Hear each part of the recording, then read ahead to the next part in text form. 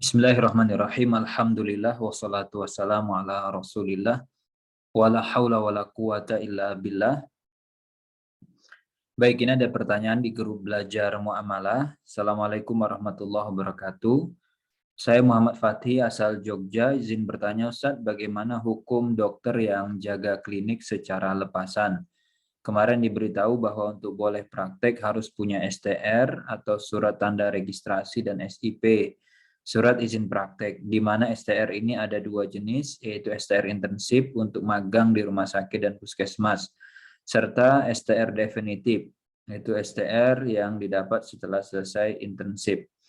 Sebagai dokter pos intensif dan sedang mengurus STR definitif, apakah boleh ikut jaga klinik? Misal sebagai dokter pengganti dan sebagainya. Biasa ada di grup jaga dengan judul dicari dokter pengganti.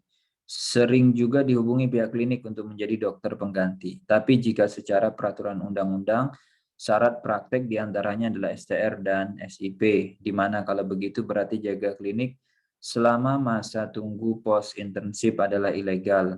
Nah, bagaimana jika sudah terlanjur, bagaimana cara bertobat, dan bagaimana dengan uang yang sudah terlanjur dikonsumsi?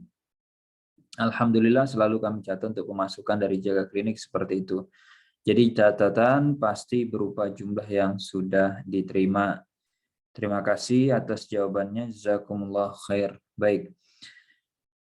Terkait dengan dokter pengganti yang dia melakukan praktek, gitu ya, tapi dia nggak punya STR, nggak punya SIP, sementara secara regulasi, secara aturan, syarat untuk bisa menjadi dokter pengganti ataupun praktek di katakan klinik dan yang semisal harus punya STR, gitu ya.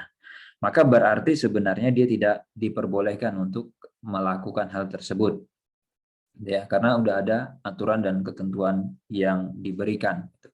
Dan biasanya kalaupun ya ada permintaan dari pihak klinik ataupun ada lowongan gitu ya untuk dokter pengganti, itu berarti mafhumnya gitu ya. Yang dicari adalah dokter pengganti yang memang mereka punya STR dan punya SIP. Gitu. Jadi secara aturannya seperti itu, maka tidak benar ataupun tidak berhak sebenarnya kita untuk melakukan.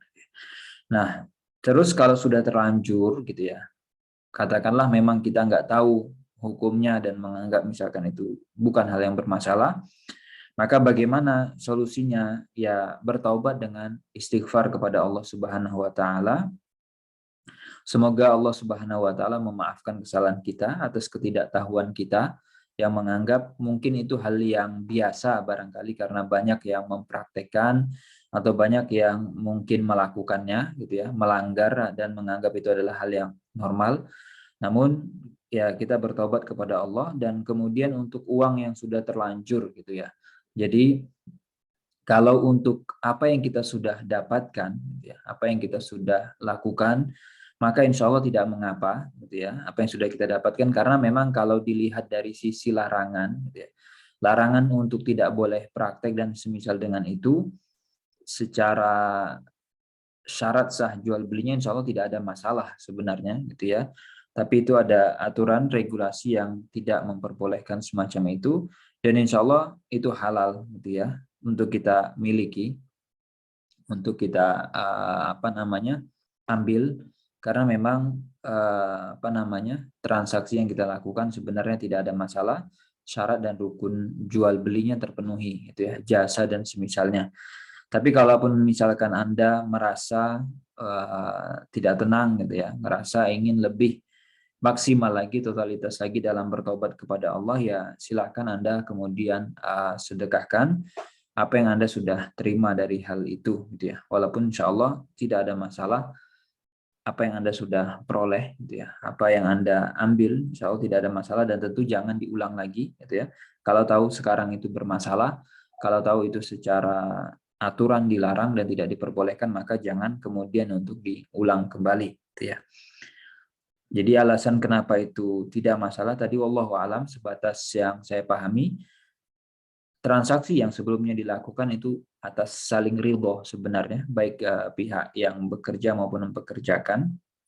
Jadi tidak ada masalah secara zatnya atau syarat sah jual belinya, jasanya. Sehingga jika sudah terlanjur ya sudah, gitu kan. Tapi jangan kemudian diulang lagi. Namun kalau Anda kemudian ngerasa belum tenang dan ingin lebih maksimal lagi, wallahu alam, ya Anda boleh sedekahkan, Anda boleh berikan itu kepada misalkan fakir miskin dan yang semisal dengan itu. Wallahu taala alam bisawab. Itu yang saya bisa jawab untuk kasus yang ini. Semoga membantu dan bermanfaat.